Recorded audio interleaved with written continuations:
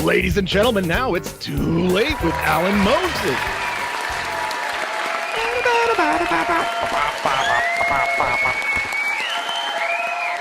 Welcome back to It's Too Late. I am your host, Alan Mosley, joined as always by the number one producer in late night. It's Dave Willimowski. Dave! Dave, how are you doing? Guys? Hi, guys. Doing good. I feel like it's been a minute since we hung out. Yeah. How are you doing? Well, I asked everybody in the pre-show if they missed us, and not a single person said yes. So, okay. Yeah, we did get a couple. You guys were gone? Question mark. Still doing that. So show? yeah. Well, you know, the thing is, I'm not going to feel too bad about it because we normally we would take off the week of the live event, which, by the way, oh boy, I tell you what, the 6th annual It's Too Late show, which is not 3 weeks away tomorrow. Tomorrow in 3 weeks, the early arrivals will be here for the 6th annual It's Too Late live show. Saturday, May 18th in beautiful Columbia, Tennessee. I think what I'm going to tell people is actually the early bird tickets are now gone, and so the tickets are now going to be back to regular price. So if you didn't get your $15 ticket, no, they're now $50.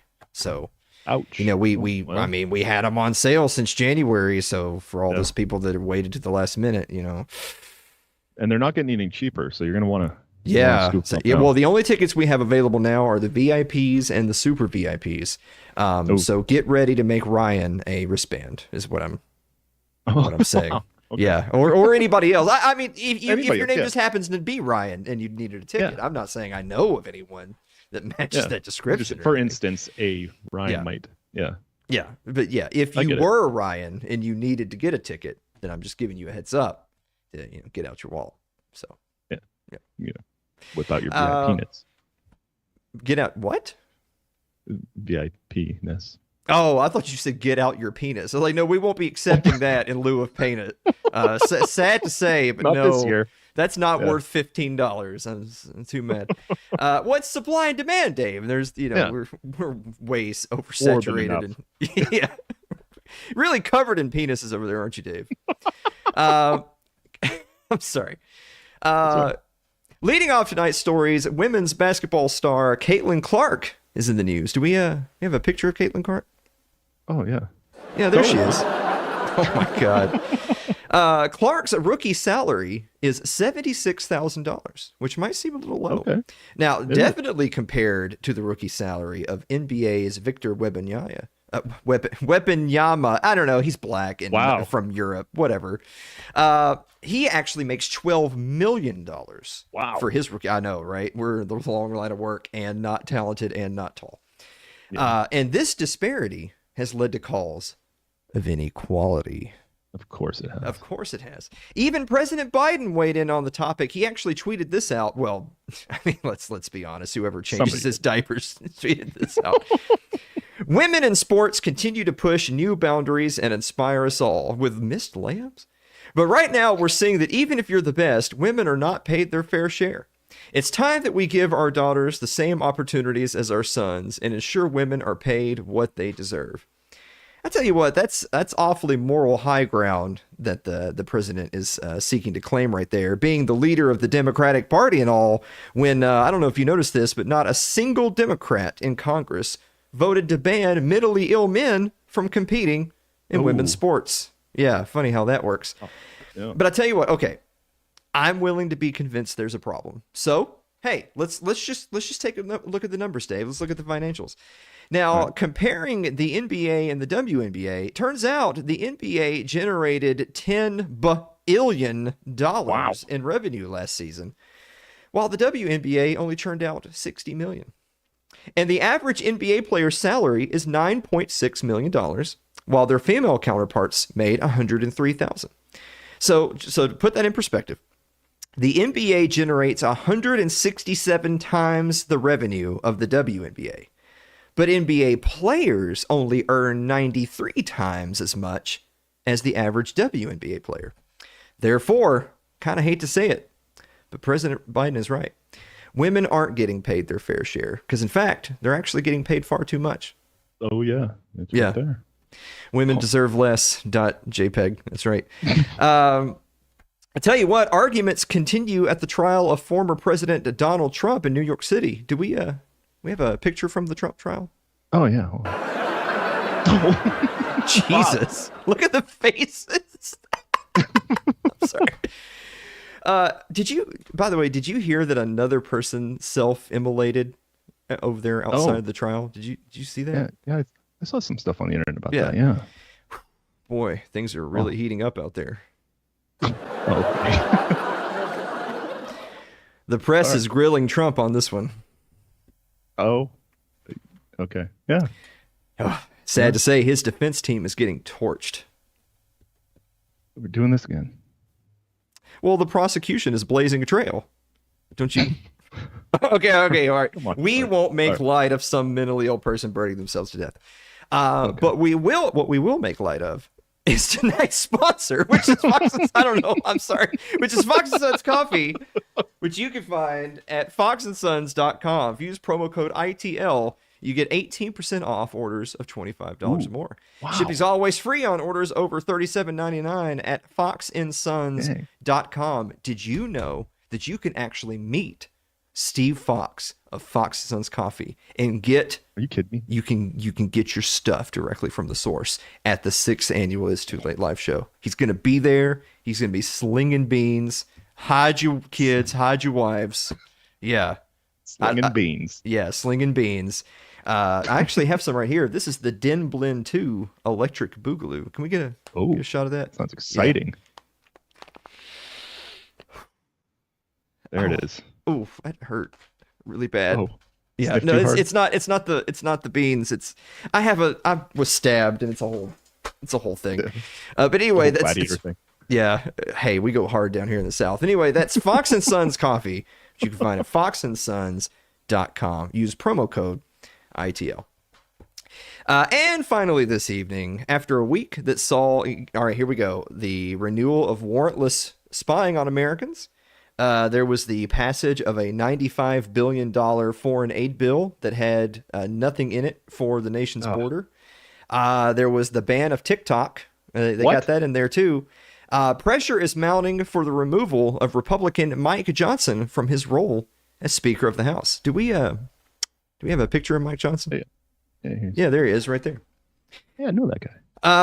Now, this is the same Mike Johnson that was actually the deciding vote on the FISA renewal. And he completely capitulated to the Democrats to fund Ukraine, which, considering that was opposed by upwards of 70% of Americans, boy, you can really see democracy is working out pretty great right there. So, what's the answer, right? So if you've been on social media the last week, because everyone's been, grinding their clothes and gnashing their teeth saying, oh my God, look at all these terrible bills that are being passed. And the Republicans are just useless. What are we going to do? All these social media influencers and political pundits are all saying, you know what you got to do? You got to vote harder. Oh, yeah. You got to keep a list. You know how they do? They always say, here's the congressman who betrayed America. And it's the list of people who voted, and they always say, you got to keep a list of the congressmen who voted against your interest. Make your voice heard. Vote the bums out. Of course, every single time someone says vote the bums out, they never answer the question of how the bums got in the first place. Yeah. And what's more, these same people who are staring at the failure of democracy right in the face will also tell you that it's sacred. Democracy is sacred. And the law is sacred too. The law is sacred too. And so you just have to obey their edicts until you can get enough people in government to stop government from doing what government shouldn't be doing in the first place. Sounds like a perfect plan. Well, obviously. But let me tell you what the real answer is. The real answer is to resist. Not later, now. You should work at the state level and the local level to decentralize power.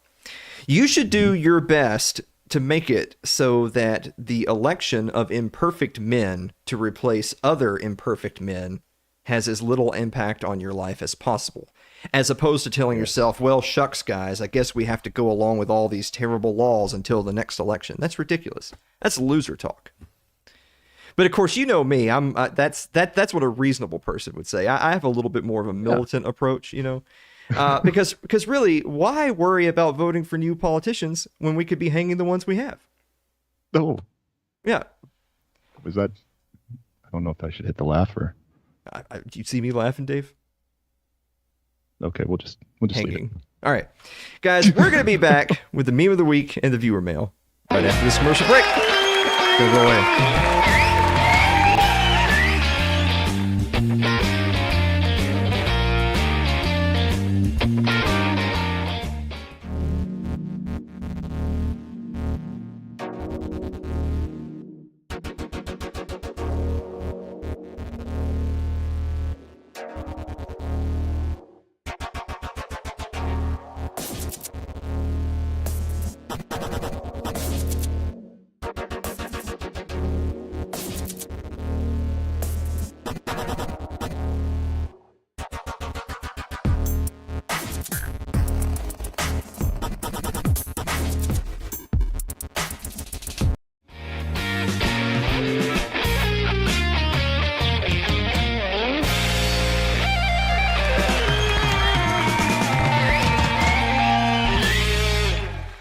Welcome back to the show, everybody.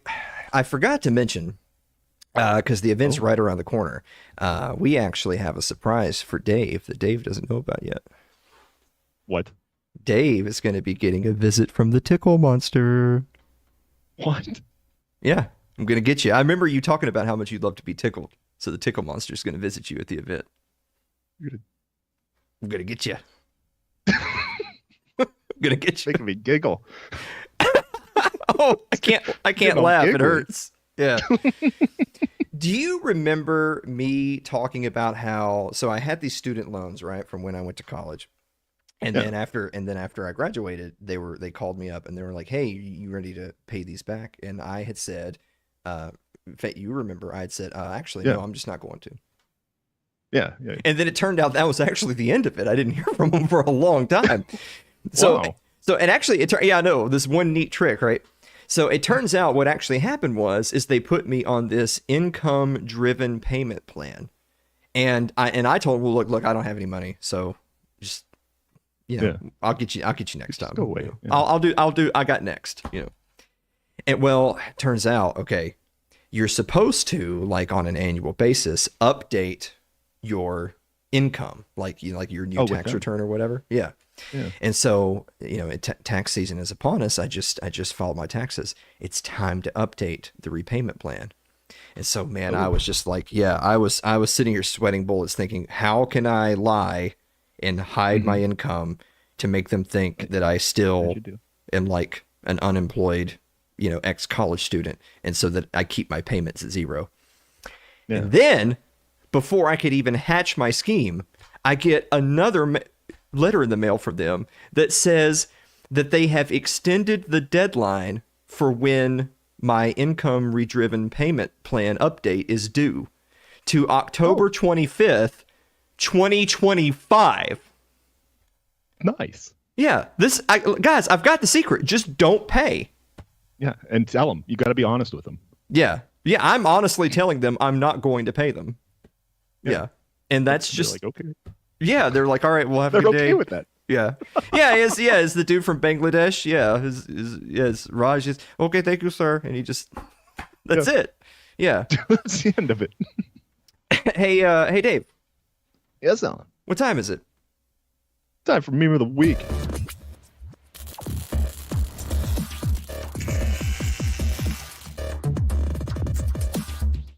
Oh. Oh. What? Boy, cartoons used to hit hard, didn't they? Wow. The kids these days have no idea. But we do. Wow. But we do have a bonus meme. Check out the bonus meme. What did you just put in your pocket? What was? No, I saw you put something in your pocket. What was that? What did you put in there? What was it that was in your pocket, though? Because it seemed interesting. It seemed like really interesting. What was it? No, you can tell me. You can tell me. Just tell me what's in your pocket. Let me see. Turn your pockets out really quick. Turn them out. Real quick. Just turn them out. What is in your pocket? They are very direct. Yeah. Let's go ahead and answer some viewer mail. All right.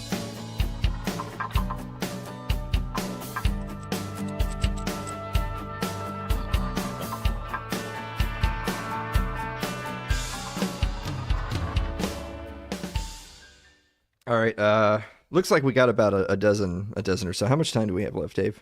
Well, after this story, like a minute and a half. Okay. So let's just go ahead and answer them all then. Yeah, we'll answer them all right. Let's see. Gary Dexter writes, "Dear Alan and Dave, have you had a chance to listen to Joe Rogan's interview with Tucker Carlson yet?" I actually did. Of course, you know how Rogan episodes are. They're like 3 hours long. I listened to the whole thing, and there's some fluff in there that you don't. They can't help but talk about interdimensional vampires for a little bit, and the cosmic struggle between good and evil, and all that stuff. But there is some really good stuff in there about the intelligence agencies blackmailing congressmen to make them, No way. make them, yeah. So yeah, there's some good stuff in there. We should have Tucker Carlson on our show. Yeah, I'll get him on the horn, or You know- I'll get a hold of those people. Yeah. You know, the worst thing is though, is that he can't help himself. Have you ever heard Tucker Carlson laugh? You ever heard it? You ever heard his? He hears his, you know, that's his laugh. It's Yeah. He'll be talking in a totally normal Yeah. tone, and it's like, That's unfortunate. yeah, it's. The thing is he actually spends part of the thing talking about people that you can just instantly tell if they're fake or genuine. And I'm not saying I don't like Tucker Carlson, but anyway, Celeste Annis writes, Dear Alan and Dave, what is your top choice when the ice cream truck rolls up? Oh. You know what? Actually, let me tell you the truth. I have never gotten ice cream from an ice cream truck in my life. All right, that's going in the file. Well, okay, pardon me, sir, but I don't need a side of rape with my ice cream. We have ice cream in the house. We don't need to get ice cream from the guy in the van. You know what I'm saying? I said different trucks. Yeah. No, you just blocked it out. That's what happened to you. Maybe you didn't like me. Yeah. Andrew Avery writes, Dear Alan and Dave, not a pun, but in recognition of Earth Day, do you consider...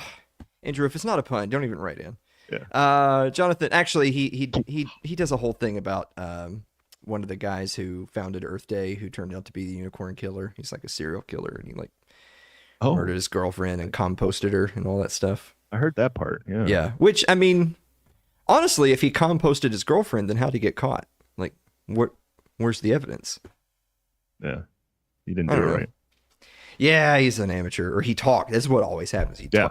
They're so proud of what they did as they run their mouths. Yeah, that's what they do. Yeah, them.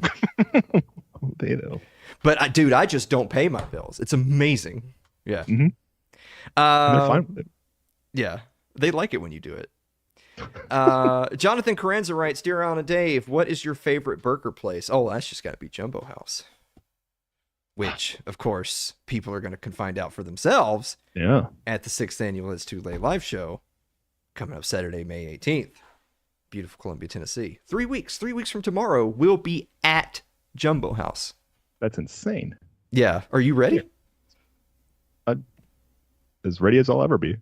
Yeah, that's kind of how I feel about it, too, actually. Yeah. Brian Johnson writes, Dear Alan and Dave, what's the first online game you ever played? Oh. I don't know. We didn't play a lot of online games growing up. Like we played a lot of just single player, or remember couch co-op? Like you and your buddies be sitting on the couch with the split screen, you know? Well, actually, like the co-op I'd play with my cousin was where he would play and I would look at the book and maybe go get pops. But we were a team. Go get what? Together. Pops. Or those pops. guns? Oh, no. Okay, Coke. Yeah. Got you. Jesus. Shut up, Yankee. My God. Usually Mountain Dew. Ugh. Mountain Dew. It keeps you going, man. That's Mountain Dew is literally just flat Sundrop. Appalachian champagne. I'm proud of you for pronouncing Appalachian that way. Never mind. All right. Go both ways. Is that what you were going to say? Yeah. I knew it. Dave's gay again. All right. Lauderio writes, Dear Alan and Dave, what's a good wedding gift if you're broke? Now, you see, I have always... Look, I've been there. You know, you get to a certain time in life where a lot of people in your same generation are having big events. There are baby showers and wedding showers and anniversaries and all this stuff. And I would just always tell people well, the gift, of course, is my attending. Oh. Yeah. Yeah. And you guys can give me the gift of your attendance at the 6th annual It's Too Late live show for the low price of $40. Oh. Mm-hmm. Get in on that deal. Yeah. Oh yeah. You're going to want that. Call now. Because it's just going up. Yeah. I know that there's at least a handful of people that followed the show long enough to be like, this guy's just a narcissistic piece of shit. Yeah. And I tell him, don't you talk about my producer that way.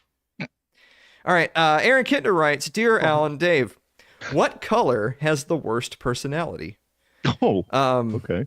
Aaron, if the colors are talking to you, then maybe we should talk about what's going on, man. Talk to somebody, yeah. Yeah, the colors don't, you know. But I'd probably say like brown. Wow. Yeah. I mean, are we talking like primary colors or secondary colors? 'Cause I think it's orange. Orange feels confrontational to me. Yeah, but that's why orange is the best. Yeah. No. Yeah, because orange is looking for trouble. Orange, That's what it orange, feels like, yeah. Orange is the guy that when you're walking down the sidewalk, he actually purposely walks out in front and says, "Oh, you looking for trouble, buddy? 'Cause you found it." It's orange. Yeah. Puts his shoulder into you. Yeah. That's why. There must be a reason why I like orange so much. I don't know. All right. It's having a bad. Keith McQuarrie writes, "Dear Alan and Dave, do you have a favorite pro wrestler?" Oh. No. No. Hey, here, I'll give you another one. I've literally never watched a single card of pro wrestling in my life. Ever. It's fake. Why would I watch that? I can watch MMA where they actually are beating each other to That's death. fun too. Yeah. Yeah, it's pretty dope. Yeah. Yeah. Although there are people that actually say that the fights are rigged. So if they are like boxing, then that's also fake, technically. Yeah. Like, it's not even as real as wrestling. Yeah. But if you ever see like the Olympic wrestling, like the Greco-Roman wrestling, those dudes are just get a room, you know? Yeah, it's a little gay. Yeah. At least they've started wearing clothes while they do that. Yeah. I feel like that they should rename Greco-Roman wrestling to Grinder. If they named it, if they named that Olympic event Grinder, then they'd phase it out. You know, or they wouldn't. It'd be obvious then. Yeah, or they wouldn't. Yeah. Could you imagine being one of those dudes in your little leotard and having a exciting moment? Yeah. Well, I guess they're wearing cups, but still. Yeah. I don't know. I've been having some weird thoughts ever since I've been sweating bullets from my lower ab injury every day. Yeah. Like I get pretty delirious after about an hour of work. So some delusions. Yeah. Yeah. And finally this evening, Mary Lynn Wilimowski writes, "Dear Alan and Dave." Oh boy, when you're packing for a trip, do you plan ahead / make a list, or do you just grab whatever, toss it in the suitcase, and say that should do? That'll do. Dave, what's the story there? All right. So every time we go somewhere, she's got a huge list and all this stuff, and I'm like, we're only gone for like 3 or 4 days. We don't need all this stuff. And it turns out usually we do need all that stuff. So I'm kind of like in the middle where I might have a little list, but my list is never like comprehensive enough. There's always something like, oh, I should have brought that, and then she'll have it. And then I get to say, okay, you were right. That's pretty much the story there. Okay. Yeah. But, I don't know. We're out of time, so we'll have to save that for the after party. Sorry, Mary. We'll circle back. Yeah. Don't you worry. Guys, we're going to be back with Tyler Janke of the Libertarian Podcast Review right after this commercial break.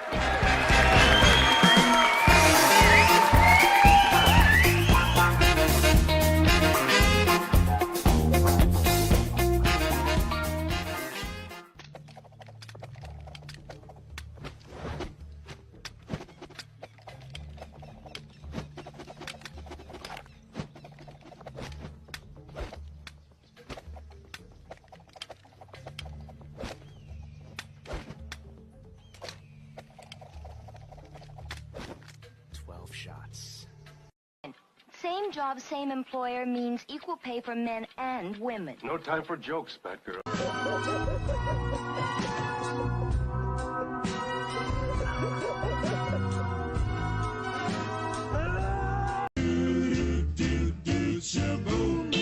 Life could be a dream if I could take you up in paradise up above. If you would tell me I'm the only one that you love, life could be a dream.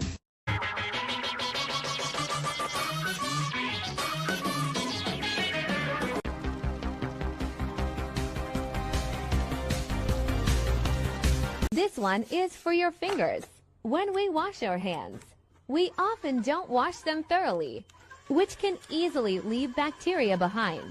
This automatic finger cleaner solves this problem perfectly. It also has a finger massage function. It can even be used as a phone holder. It's so convenient.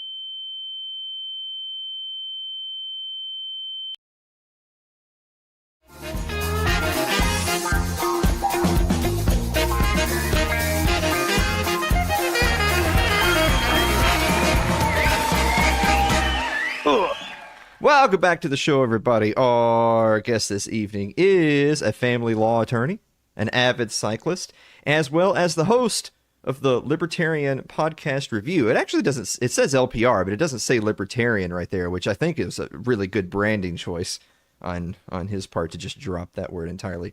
Tyler Janke, welcome back to the show. That is, just listen to Mark Clare thing, and he's talking about rebranding, and I've tried to, so you're right. I'm trying to drop the libertarian thing, but it's still there. But I mean, yeah. I don't know what to say on that. No, that's, you know what? We'll talk. We're going to bring you guys up in the next segment. We'll pin that for right now. All I was going to say is that my opinion for a long time has been that, like, this is not a libertarian program. I happen to have my own political views, but that's not really the theme. The theme is, look how retarded this is. That's really the theme. Who I am as a person really is irrelevant. And so the idea is, because things change, your show changes a bit, at least for me, and I don't want to be pigeonholed, but I have that. And so I don't want to rename everything. YouTube, it's got that name on there. Yeah. So that's really the problem. It's a laziness thing. I got married, almost 12 years ago. My wife didn't change her name because we were whatever. And now it's just hasn't been done, and it needs to be done. And it's a lame excuse. And that's where I am on my show. It's like, so I don't know. Yeah, no. Hey, you don't have to explain any of that to me. When we did our name change from the gold standard to It's Too Late, which, by the way, has been like 4 or 5 plus years now since we did that. Yeah. There was a bunch of people, people got visibly upset. They got angry because we changed the name, oh, well, whatever he's calling his show these days. Which, by the way, people were saying that 2 years after we had changed the name. And also, I kind of have a sneaking suspicion those people saw maybe 2 episodes ever of the show. Why are you so emotional? I don't know. We're not going to talk about that. You know what it is? It's it's in their podcast feed or whatever, and suddenly they're confused. And when you confuse people, it doesn't sit well, and then they want to lash out, and then they want to make comments. And so LPR. I just tried. And by the way, another thing to kind of change the name for ease. One is that you have some flexibility. I'm a libertarian, and I kind of put myself in that hole. But ease of searching. So if you go to Rumble and you just put LPR, boom, I pop up first. So that's a kind of a thing to do as well. Yeah. Yeah. Well, you know what? I'll play devil's advocate and say, it's mostly men, and a lot of men don't like change, and so we'll just leave it at that. Speaking of not leaving it at that, so you and I were talking about some potential topics for today, and you had mentioned that there was some interesting arguments going on in the Supreme Court involving January 6th protesters. So what's going on there? So they made the arguments, and so if anybody is just ever interested, you go over to supremecourt.gov, I think it is, and you can listen to their oral arguments on a daily basis. They just had yesterday. It was Grants Pass v. something, and it's basically the city in Oregon, Grants Pass, trying to have a city ordinance to kind of deal with the homeless. Okay. So you can't just go and camp anywhere, and it's really about sleeping. And the oral arguments are just stupid, as you can imagine. So I was listening to that. But on the 16th earlier, they had arguments, and I don't remember the exact name, but you could just go on there and check that out. And it's the January 6th. So if you go way back in time machine here to 2002 or so, there was the big Enron scandal. I don't know if you remember about that. Yeah, sure. Krugman, by the way, was on the board. He got paid like $50,000 a year, but it was a whole scandal, this Enron thing, and Anderson Consulting, and they I think they shredded documents. It was trying to after the fact when this investigation is going on. So Congress comes in there and they decide we're going to, as they do, they're going to write a law that's going to fix everything. And it's Sarbanes-Oxley. So if you've ever had to deal with finance, you have to go through certification stuff and you have to understand what Sarbanes-Oxley is all about. And one of the provisions in there is destroying evidence or something like that of an official proceeding. Okay. So January 6th comes around, and by the way, it's all for financial crimes. I mean, that's the whole idea for it. The geniuses with the January 6th, they decide we're going to use this one little provision. It's like U.S. Code 1525 C1 and 2 or something, that clauses 1 and 2, and they use this clause so they can have felony convictions for a lot of these J6ers and extenuate their sentences, so like by 20 plus years on a lot of them. So one of the J6ers appealed this. The appeals court actually said, yeah, this is bullshit. And then it got put up to the Supreme Court. So they're arguing about this, and it really turns on this word otherwise. So one provision talks about, destroying not evidence necessarily, but in a proceeding. And then it says otherwise, and it's kind of a catch-all. So you can imagine the mind-numbing arguments over this word otherwise in this second provision. And does it relate to the first? And anyway, I hope it gets turned over because obviously we can talk about the Trump stuff as well. That case, you're basically weaponizing the law to be used in ways it has never been done before. And, some genius attorney out there finds this little clause and says, we can use this. And they put it before the court. And, the judges I think are too timid or too useless in a lot of senses with these J6 ones, at least. And they just go along with it. So it would be interesting if it gets overturned. Now, even if it does, there's been some judges that have said, because they've gone back for it since it was overturned in the appeals court, someone went back to the sentencing judge and they're like, hey, this is turned over. Now you should reduce her sentence. And he's like, we'll wait and see if it goes to the Supreme Court. But if they do overturn it, what I'm going to do is just look at your sentencing and either change it from concurrent to consecutive or consecutive to concurrent, where it runs so it just extends your time out. So nevertheless, it's going to be the same amount of time in jail either way. So, the crooks are at it still. Unless you don't think J6 was a problem. Well, I mean, that's interesting. So as you were explaining that, because I know that you're trying to lay the groundwork for how we got from point A to point B. But the first question that pops into my head as you're explaining that is that, so my understanding of the Supreme Court, and it's very limited because I just think of them as judicial temple monkeys, and that's about as far as I care. Is, people are always appealing to, hey, I want to raise this to the Supreme Court, but the Supreme Court can choose to hear or not hear things. So why did the Supreme Court decide to rule on this at all? If the appellate court had already said, yeah, we're going to overturn this, this is BS, why did SCOTUS pick it up in the first place? I'm not sure exactly why, but you're right. And if you actually, go back, and I'm sure you and your connection with the 10th Amendment Center, you can verify some of this, which is the Supreme Court is supposed to be the superior court, or there's the ultimate court in the land, but it was never intended to be doing review of state court. So I mentioned here to begin with an ordinance in Oregon. Why is the Supreme Court reigning over this at all? Well, your 14th Amendment problems and just in general, and so it shouldn't have done. Now, the J6 one is an incident where it's under federal law, and so they have, even in my originalist jurisdiction ideas, they still have the reason to do so. Now, there's some cases they don't want to take, the Supreme Court that is, some they do. You see that with, Dobbs, as an example, the overturning Roe v. Wade. We just never thought we would get here.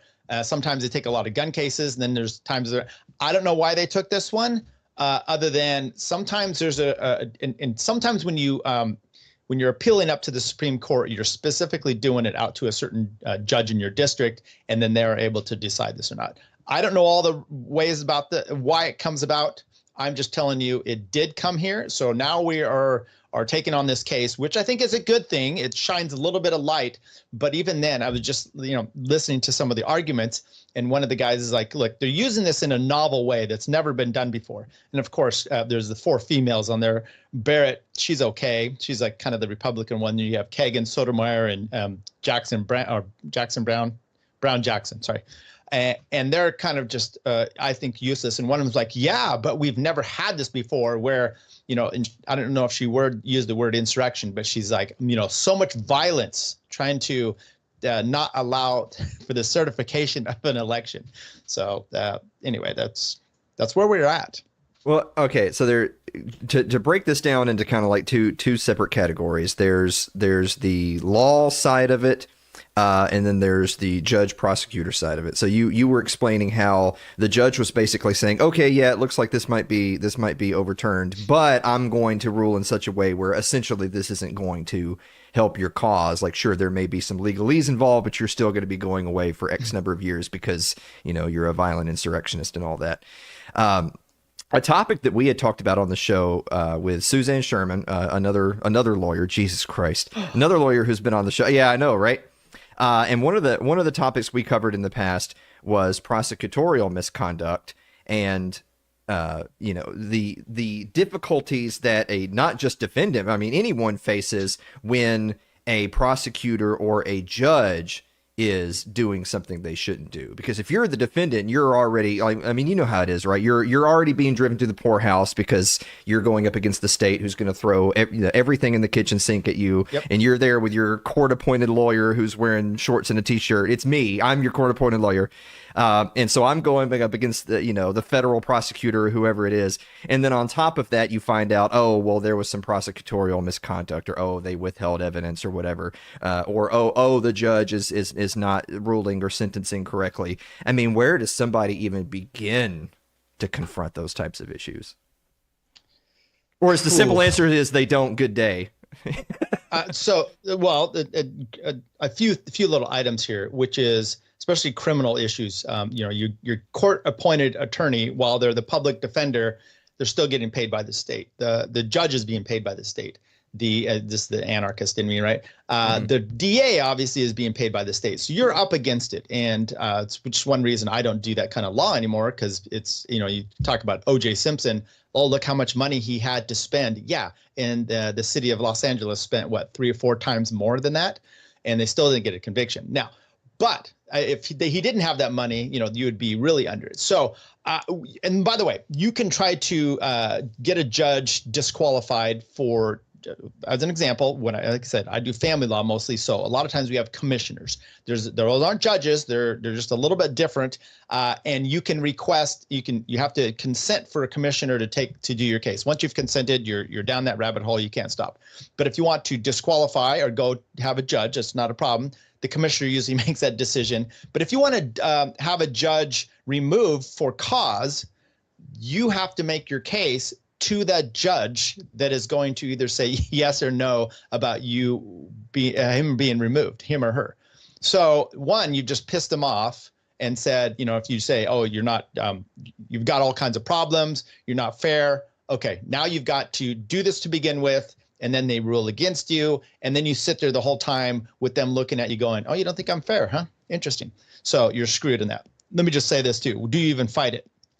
I got in the mail just this week a letter from the IRS, okay? And it said on there, misappropriated. We misappropriated $10 from your 2018 tax return. Now, I own my own business. There's a lot of write-offs you try to make this, sure. So your taxes are what they are. I don't want them digging into it, but they said $10. And I got that notice in December, and I paid it because it's $10. Who cares?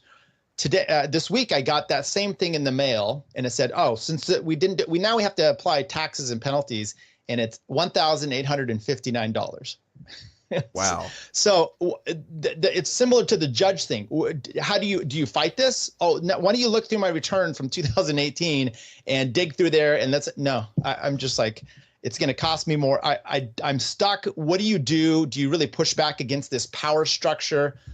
I don't know if you do. So. In other words, maybe not in your own case, but it's fine to be advocating for changes in policies that affect you, maybe how judges are elected, maybe how long they're on the board, maybe the oversight committees, those kind of things. It's very difficult to do when it's your own case, even though it's real personal and specific, but that probably isn't the time to do it. I don't know if that helps. Well, and so the other aspect of it I wanted to talk about is that so the law itself. You're citing an example of where something's being used in a novel way. They're taking this little sentence from they're dusting off the old tome from the library and saying, okay, well on page 347, section 2D, it says this about financial crimes. Therefore, you who toured the Senate building without a tour guide, you have to go to prison for 40 years or whatever it is that so in your opinion, how often in a situation where that happens, because you hear that you use the phrase yourself, you're talking about weaponizing the justice system. That's something that's being talked about a lot lately. And we could talk about that too and talk a little bit about the Trump trial as well. But when you hear that phrase and you see an example like the one you cited, how often is it that law was written explicitly with poison pills in it to go after people versus how often is it that it may have been originally written in good faith, but then actors who are not acting in good faith are actually logging hours in the library looking for ways to screw people? The 14th Amendment is a perfect example. Okay. So, and because I think there, and I'll just say that there was the Civil Rights Act, 1864, 60, whenever, 65, somewhere in there. It got passed, but it was basically not constitutional because there are multiple southern states that weren't even involved. So they're like, ratification's a problem. So let's do this 14th Amendment. Even that had some ratification problems. And it wasn't intended to do what it's done, which is to incorporate all these things up to the federal government, the 1 through 9 amendments as an example. But it's been done, and it just slowly gets done. And next thing you know, the historical context doesn't even make sense. Even in the arguments for this case about J6, they're talking about the provision in and how it was written in there, because the guy's like, because Kagan says, oh, this sounds like it's a backdoor, it's kind of a poison pill to make sure it catches everything. He goes, but you had that in all these other provisions before it. It wasn't well written. And I think that's part of the problem too. I don't know that a lot of it is nefarious when it goes in there to be, the initial drafting of it. I mean, some of these laws, or even the way we write them as attorneys, there's intent that you'd be, and then, could be misconstrued later on, or maybe you just didn't have the proper construction of the way you wrote it. And then it utilizes this door for someone to come in and go through. I don't know what percentage, I just assume that everything's evil that they're doing in the federal government in general. So I don't know if it's all intended to be evil, but the fact that they're doing it by virtue of how this structure is, I think is a lot of times an evil process. So. Well, okay. So on that note, let's touch a little bit on the whole Trump trial, or trials plural, that's going on right now. So again, you hear that phrase all the time. Oh, they're weaponizing the justice system. So in your professional opinion, how much of the legal challenges that Trump is facing, you can just give it as a percentage. What percentage of the challenges that Trump is facing are genuine crimes that he may have committed, and it could be a crime as in, it's a $200 fine, he jaywalked. I don't care. What percentage of it is crimes he may have committed that he should be on trial for, versus what percentage of it is things that no one in his position would have been on trial for before 2024? I don't know how many cases are there. Let's just say there's 4. Let's say there's the one in Georgia, the tampering with the election. There is the rape case that he already went through. There is the taking classified documents. Mm-hmm. And then there's this one, hush money, which is wrongly stated because it's not about hush money. I would say 50%. And what I mean by that is the Georgia one should be thrown out. That's bullshit. That's the tampering with the election. That's completely bullshit. The rape liability one should have been thrown out. That's total bullshit as well. Matter of fact, they extended, I think, the statute of limitations from COVID to even get this. So I made that comment before, which is, if when you look at it, Trump was part of this emergency, problem that COVID comes about and he has a national emergency, and then New York and all these other states are then able to extend statute of limitations, and then they go and screw him with that. So those two are no. The taking of the documents, I think the letter of the law is, and this is exactly the same as this hush money one. The letter of the law, he probably violated it. Okay.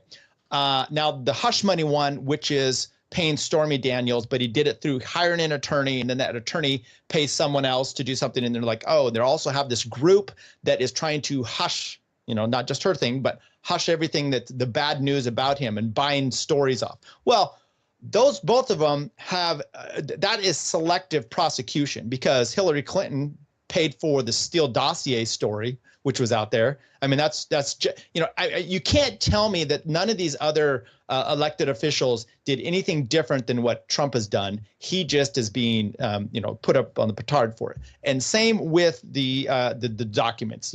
Look at that. That's exact correlation with Biden has done those, but he's okay and Trump's not. So, and by the way, Trump doesn't hire the best attorneys, even though he says he does. Evidently, he's farting in court. We've got all kinds of problems here. And it looks like to me he actually was doing, stuff through his attorney, and his attorney is stupid for even jumping in on this, and then he rolled over on him. But once again, those are all aspects of just kind of stuff that goes down. And yeah, he got rolled up, in my opinion. I'm not big into all these cases, but he got rolled up into the scenario where he just thought he wasn't going to get caught, or it doesn't matter because we're elected officials that just do this stuff. So that's my take on that. Yeah, I mean, the thing is that, with full disclosure, I do think that he's just being targeted for political reasons. I don't doubt that for a second. With that said, when I hear somebody make the argument of, well, technically he may have done X, Y, and Z, but, well, Hillary Clinton wasn't prosecuted for X and Biden wasn't prosecuted for Y, I can't help but to hear like the old school marm in my head saying, oh, but we're not talking about Hillary and Joe Biden. We're talking about Donald Trump.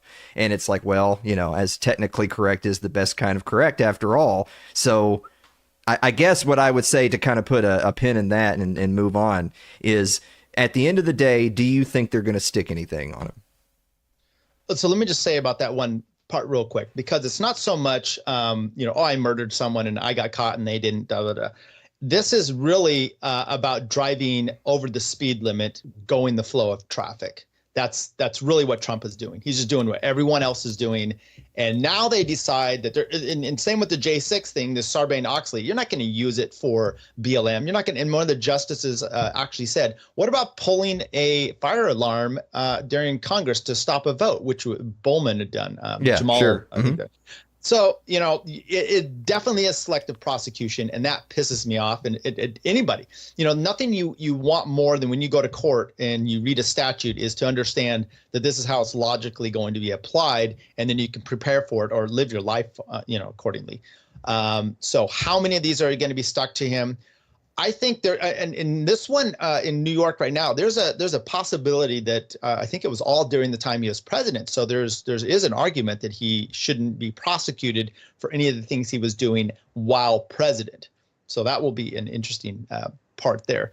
I think he's going to get stuck. I honestly think he's going to get stuck with some of this, and it may put him over the top for the win regardless. And then we'll see what happens. The problem is some of these are state court issues. The president doesn't have the right to pardon anybody. That's got to be the governor for a state issue. So I don't know. He'll get nailed with something. Are we going to see him in jail? Maybe. Okay. All right. Well, on that note, one more quick one before we take our break. In your professional opinion, how many miles per hour over the speed limit can I drive without being criminally prosecuted? 8. 8? You think 8's the number? So if you're doing 9, you're running a risk. I don't do traffic. Well, yeah, stuff. I don't expect the lawyer to admit on tape that he's breaking the law, but yeah, sure. No, that's not what I mean. Okay. I mean, I don't practice this kind of law. So there are aspects of this that, but it's typical, right? It depends. If you're in a school zone and you're going 8 miles an hour, you might get screwed. Whether you're out in the highway 65 and you're going 8 miles an hour, you're going to be just fine. So know your circumstances and your situation. There you go. Okay. All right. Well, on that note, guys, we're going to be back with more from our friend Tyler Janke of Libertarian Podcast Review right after this commercial break. Don't go away.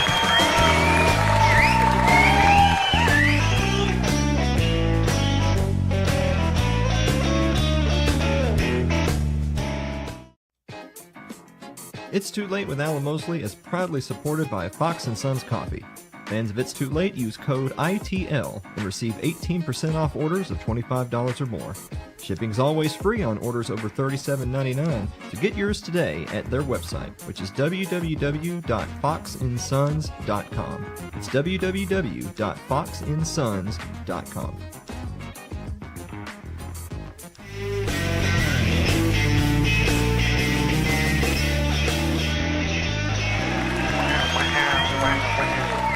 Welcome back to the show, everybody. All right, so you are telling me that you believe that on net, the more that Trump gets stuck with in terms of being politically prosecuted, that on net, that increases his chances of being the next president. I don't know. I'm really full of it. As I was saying it, I was like, man, that sounds, I do believe that when you, and this might be with the, you're going to love this, the black vote, there is evidence out there, and maybe it's anecdotal, that, the more he gets stuck with things, the more that the black community seems to like him, perhaps, for whatever reasons. You read into that how you want. He's just like us. Yeah. You're right. I mean, when you figure out why, like I watched something today on the Trump trial, and it was watching two guys. They're going to break it down, and the thing they had is Trump's attorney totally messed up some evidence or something, and then they never talk about that. They're just it's a prosecutor and whatever, and they are just they're so out on the fringes of this. They can't understand how anybody else in America might be looking at this, which is, this seems kind of shitty. I mean, the gag order itself, the gag order is on Trump. Usually they put gags so that to protect the victim from like on the news or something, or press, so they're not talking about it, to protect a witness, to protect the victim. This is the state putting the gag on one of their the actual person on trial, which is kind of mind-blowing to me as well. So I don't know, maybe it will, maybe it won't help him. Now, see, I don't have data in front of me. This is the type of thing that's like, man, if I had somehow knew we were going to bring this up, I would have tried to look it up. I would be willing to guess that people who drive 8 miles an hour under the speed limit are more likely to cause collisions than people who drive 8 miles over the speed limit. You'd agree with that? Oh, absolutely. And part of it is because when I see that happening, I try to make them wreck. Oh, okay. Yeah. So, all right. Perfect. No, I hate the slow driver. Go with traffic at least. Or if you are slow, get over to the right. Don't get in anybody's way. Were you ever told this? Like, hey, learn to drive defensively.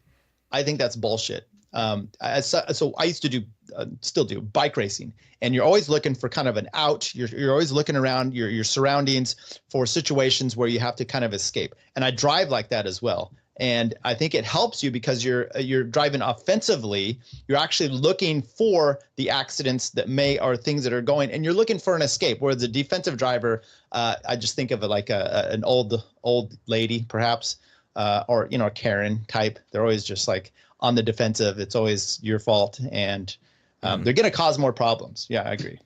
Well, I think the driving defensively thing is, I'll give you a perfect example. So there actually is a school zone right down the road from where I live.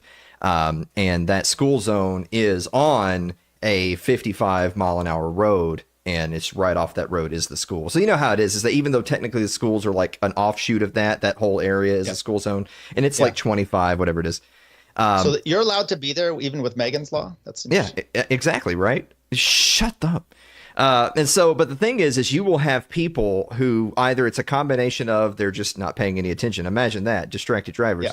Yeah. Or they just decide, because there's also a red light at this intersection where it's 25, and they just decide, well, I'm going from 55, which AKA actually means 70. I happen to go from 70 to 25 back to 70. I'm just going to stay at 55 and literally drive in the yield around everyone. So when I think of defensive driving, I'm thinking of you're looking out for those people in the hopes that they crash so that you then drag them out of the car and beat the shit out of them, because they genuinely were putting people's lives at risk by doing something that was so over the top, not obeying traffic law. We could just be talking about semantics here. And you know what? Put the pedal down, live a little. Okay, all right. Well, speaking of living a little, so one of the things that I wanted to talk about this week, even though we're almost completely out of time, is there was a lot of activity in Congress in the past week that still has people's blood boiling as we speak. Of course, there was the renewal of FISA Section 702, which, of course, Speaker Mike Johnson was the tiebreaker vote, which, boy, what a champion he is. There's also, of course, the $95 billion foreign aid bill, which as of this moment, it passed the House. It hasn't passed the Senate yet, but it's going to.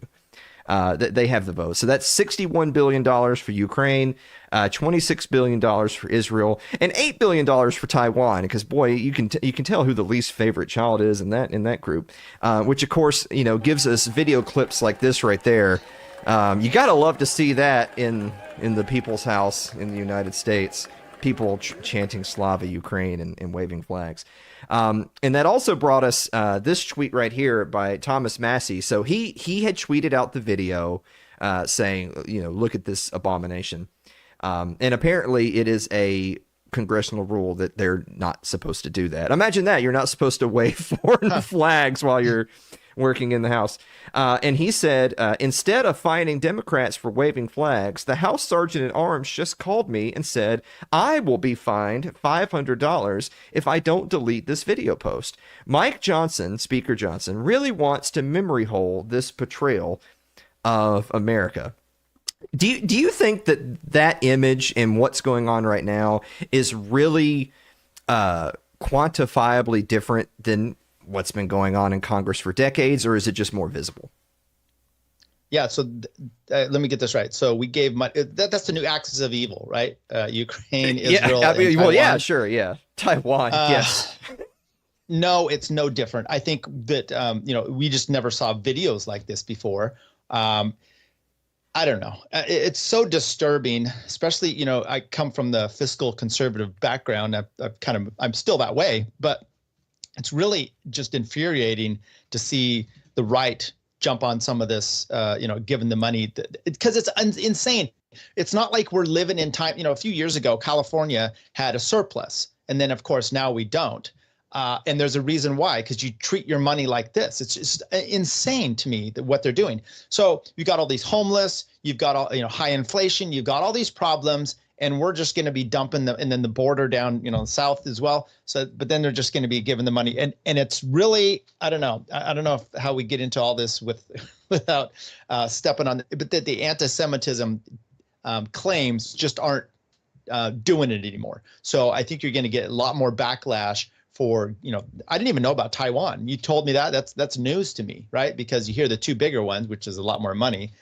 And it's disturbing. Has it been going on? I think it's been like this for years, going way back. It just seems more open now. Yeah, I mean, the thing is I'm glad that Thomas Massey says what he says. That was something I had in my notes, is that, do you think that it's good to have someone like a Thomas Massey going postal, metaphorically, of course, about some of these things, being very transparent, saying, hey, this is what they said to me. This is what happened behind closed doors. Take a look at my peers in Congress here. Look how they're acting. And so, look, I share his frustration, but I think some people, by some people, I mean the neckbeard libertarian types, they would say that, well, are you angry because of what happened, or are you just angry because they're not displaying the correct decorum? Because by our estimation, things like this have been happening for decades. They maybe didn't wave Ukraine flags when they did it, but they've been voting the same way. Yeah, so I don't give a shit about the decorum. I mean, these are the people that just had two staff workers, banging each other on video up there. So I don't really care about the decorum. It's the pulling down the mask or the pants, to do this. There's multiple 10 or so years ago, you started to see, socialism was a bad word, and suddenly Bernie Sanders comes in, and then everyone's talking about it like it's no big deal. And it's like, okay, I'd rather them just embrace what they're doing, and they're exactly doing this. I mean, it's crazy. And by the way, I posted things out because even Walsh, the Daily Wire guy, he's like, this is, you shouldn't be doing this. You should be kicked out of Congress. So I posted Brian Mast in a IDF uniform in Congress and said, and what about him? Because it's all the same. I mean, you wouldn't want a person in a Russian outfit, that's where we draw the line, because, Russia is ultra bad. Anyway, once again, I'm just glad that they're showing themselves, and I would rather have that than I guess being a little bit more behind. But then it makes you wonder, what are they still hiding if this is what they're willing to show? Yeah. Well, we'll actually get to that maybe here in a second. Well, since you brought that up, I had mentioned to you that I literally just finished watching Tucker Carlson's appearance on Joe Rogan, which Joe Rogan he has to be the happiest leprechaun that ever lived. Yeah. I wouldn't say that to his face, of course. He'd beat the shit out of me. Yeah.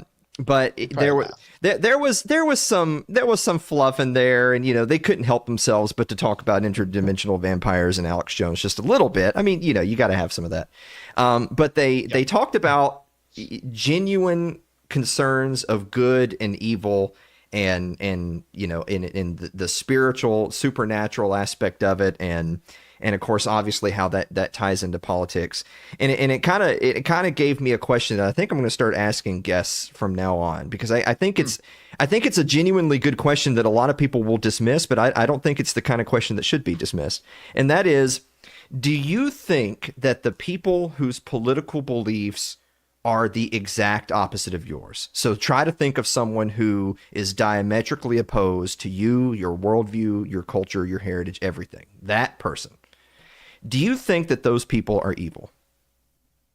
So I used to, and I don't anymore. And it depends, because I was thinking about this. You were talking about Massey. I was watching a Jimmy Dore thing the other day, and they played a Massey thing, and they go, "We love Massey." I can't remember a thing that he said that is we disagree with, and I'm like, I know they disagree with him on a lot of issues, but when you see him as such an honest broker, I think, by posting what he did, you tend to trust that. Now, I tend to trust them on a lot of stuff, and Jimmy Dore or Metzger. And the reason is I'm watching them that I think they're, we did this whole thing with the Supreme Court, and we just talked about it. And one of the aspects that comes out, and you see both sides jumping on and they're dishonest with each other, is like the illegal alien, the gun rights, right? Sure. Everyone's completely wrong. I did a complete show on that one, and I think I broke down how Bruin is and why I think this was actually a good ruling. And people are just wrong on both sides, and they jump on the bandwagon, and they're dishonest with that. Are they evil? Perhaps, because their motive is to get you in a different direction. And then you see some of these people that I disagree with, they're lefties, and they will take each individual issue and they will analyze it as best they can. And sometimes we agree completely. And that's the problem. I used to think also, growing up the conservative type, which is, the middle of the road person, the independent thinker, they don't have any core. That's what Rush Limbaugh used to say. Oh, they're swayed by anything because they just put their finger up in the wind. I'm like, okay, there's still principles you have, but issues come along, and sometimes you've got to say, okay, this side has it. And before I would always say, no, they're completely evil. I know this doesn't go along with what Pete Quinones says, which is, never disagree with someone to your right, or always, allies to your right. But you can have those people to your left that you may be allied with on some things that maybe just how you go about that alliance. That's the way. Well, would you think they're all evil? See, that's the thing, is that because we've had this debate on the show before. Tom Woods and I discussed this at great length, the whole stupid versus evil debate. Everyone knows the phrase of, don't attribute to malice what could be described by ignorance or stupidity, whatever. Yeah. And that was a fable. That was a word of wisdom that you were supposed to learn, so that way you didn't walk around thinking everyone who disagreed with you was evil. But, in current year, boy, there sure are a lot of people that disagree with me that, yes, I do. I won't say that they're all evil, but I think a lot of them are genuinely evil. And, and it's like, what is evil, right? Like, because in the real world, evil people aren't wearing a top hat and twirling their mustache going, ha, ha, ha, ha. Like, that's cartoon evil. That's not real evil. No, that's real.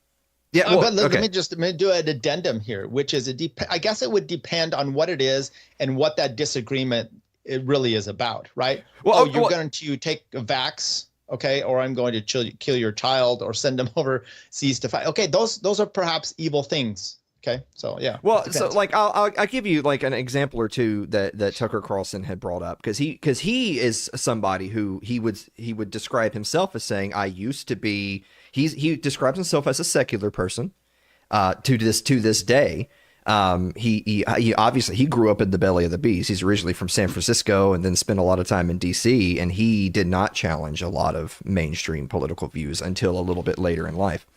But he has come to the opinion that a lot of these people are evil. And the examples he gives is, like take, for instance, somebody that's pursuing something purely for financial self-interest. Like, oh, Nancy Pelosi wants this appropriation because she got some kickbacks of X amount of money, or she's got some insider trading tips. Like, that may be, morally or ethically wrong, but I'm not sure it's evil, because you can understand it, right? Like, she wants money, and so she's getting money. I can understand why she's doing it. But there's people that do things that it's like, well, there's not really a profit motive. They don't stand to gain by doing what they're doing. It's more that they're trying to change you. They're trying to rule over you. They're not going to get any bonuses to their bank account. They're doing it because they want to control you. That's sinister. That's different. Yeah, there's that part, and I think maybe it's the whole concept of don't take down the fence in this field until you understand why it's there. So some people may advocate for something. Hey, I want money for Ukraine or whatever it is, or we need to protect their sovereignty at all costs, which could mean my kids are going to fight. You're conscripting them or whatnot. So it depends. But once again, I think they're all evil. Let's just go back. Yeah. See, exactly. I'm so glad I was able to sway you on this. Clearly, they're all evil. Oh, I don't know if there's a need to sway me. Yeah. Okay. All right. Well, one last thing before I let you go, because this was something else that they kind of delved into right towards the very tail end of that 3-ish hours or whatever they do typically for Rogan, is they were talking about Congress people and the intelligence community, the intelligence agencies and that sort of thing, and that at the end of the day, if you do get to have an honest conversation with, we'll say, one of the good ones, like, I'm not going to say, if you're going to be pedantic, it's not all. I don't think Thomas Massey is evil. I think Thomas Massey's great. So there is at least a few non-evil people in Washington, D.C. But Tucker Carlson was saying he was talking to an unnamed person who was in Congress. And Tucker was saying, I'm really upset because they're passing all this BS. And, why do these people who say this then turn around and vote on this? Are they just bought off? Are they afraid that they're going to wake up and find kiddie porn on their computer that mysteriously got put there, and then they're getting a knock on the door from the CIA? And this person responded, yes, actually, that is the case. A lot of them are absolutely terrified of the intelligence agencies. Do you believe genuinely? Because and this isn't really a short question, because it's one of those questions of a lot of people will not want to reckon with the answer of, do you believe that's true? Do you believe that there are threats and people being controlled by the deep state and the intelligence community? So first of all, do you believe that, yes or no? And then second of all, do you think that a lot of people aren't willing to reckon with that question, because then that question opens up a lot of other issues and questions? Yes and yes. Perfect. All right. Well, so let me expand just a tad bit. So yes, that is definitely happening. And one way that it really brought it to, it's always out there, but if you ever saw The Man in the High Castle, it's kind of a futuristic take on alternate universe if the Nazis actually and the Japanese actually won World War II. So they're in America, and America's split between the East Coast is ruled by the Third Reich, and the West Coast is ruled by Japanese. And they're and so a lot of Americans that were involved in, for the U.S. have now, they take up part with the Third Reich. And J. Edgar Hoover is in charge of a lot of this deep state stuff still. And he's doing the exact same things that you would expect him to do to get his, like, oh, you've done something salacious. You just show him a little this, you show him, this document, look at this. And, we know back in history that was happening a lot. Why would it not be even more high tech and more deep-seated now? Of course that's the case.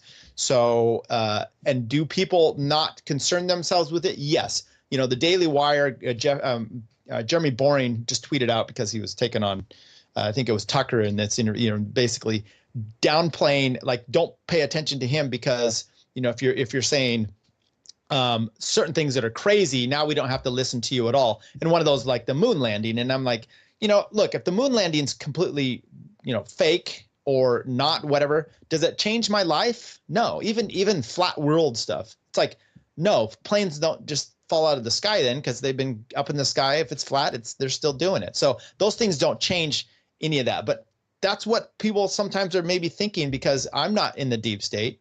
It's not affecting me. But now it's affecting their Trump. So maybe they will start to pay attention a little more. But look, for the reality, and most people in this world, they're not sitting around doing podcasts, although almost everybody is now.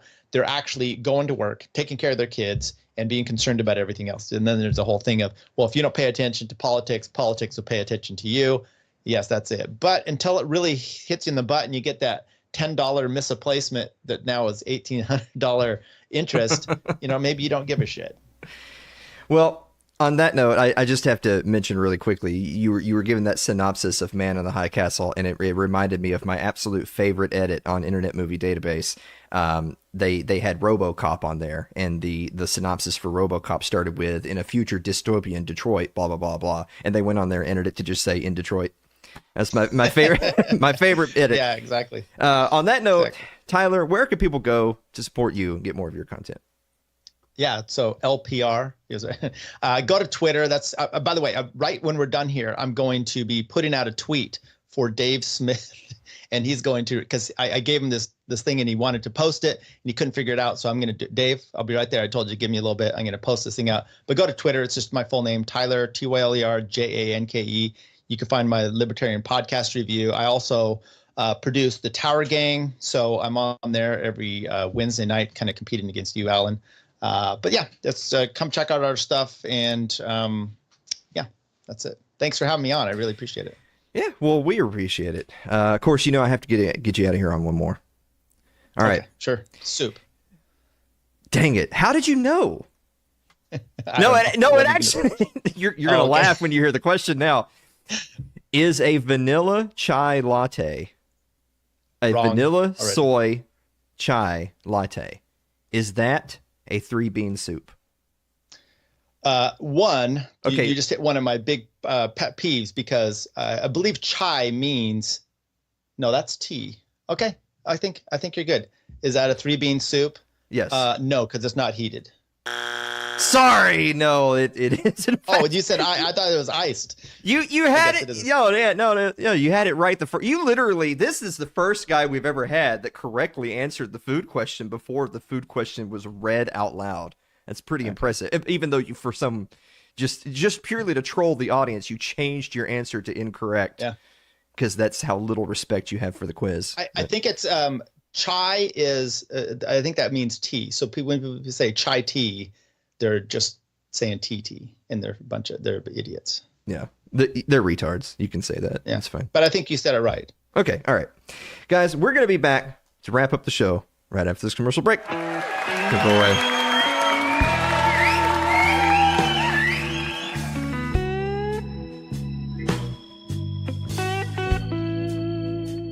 If you're enjoying tonight's show, consider supporting the program by becoming a member of our Patreon. That's over at patreon.com/Alan Mosley.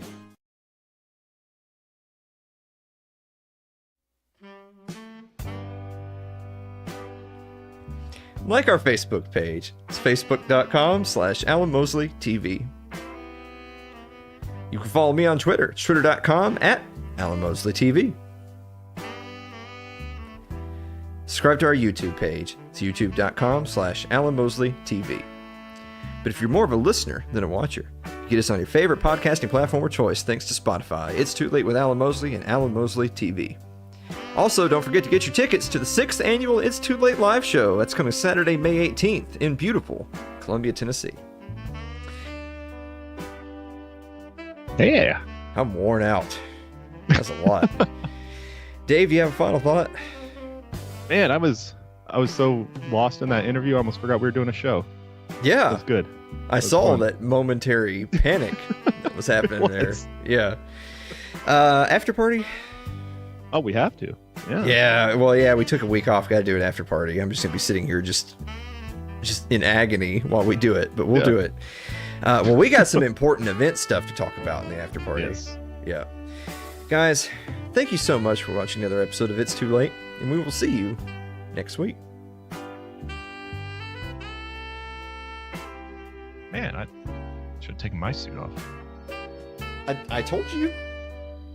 Yeah, I don't know. I felt cute. Might change later. You were too busy familiarizing yourself with the streets of another town. Yeah. 10 hours away. Past and present. Yeah. It's just not the same anymore. We're still old enough to remember when you had to print your directions out on paper. Oh, and so yeah, we still that's operate as if we might lose GPS.